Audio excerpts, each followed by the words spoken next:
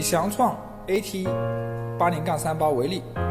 更换机头步骤如下：首先，拆除压力开关的上盖螺丝，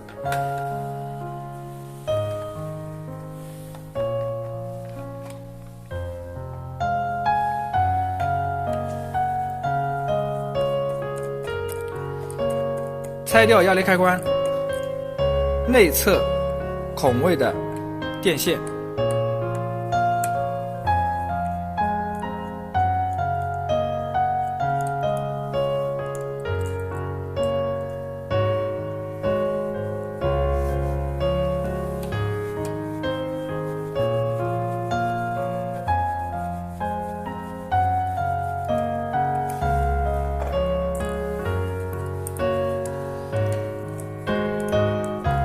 将其拔出，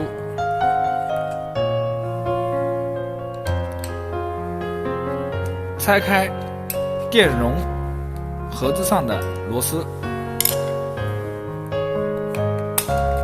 拔出电容，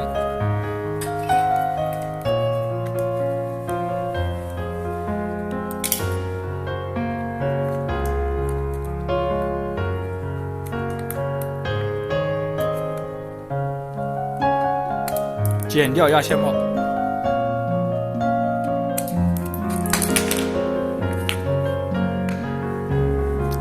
拆掉电线上的缠绕管，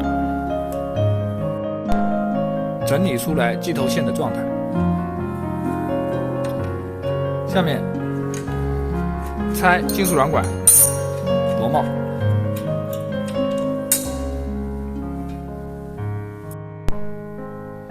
拆掉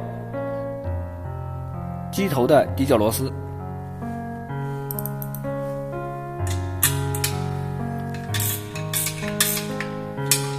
总共有4个，左右各2个。松开减震柱螺丝，顺时针拧减震柱，机头和减震柱分离，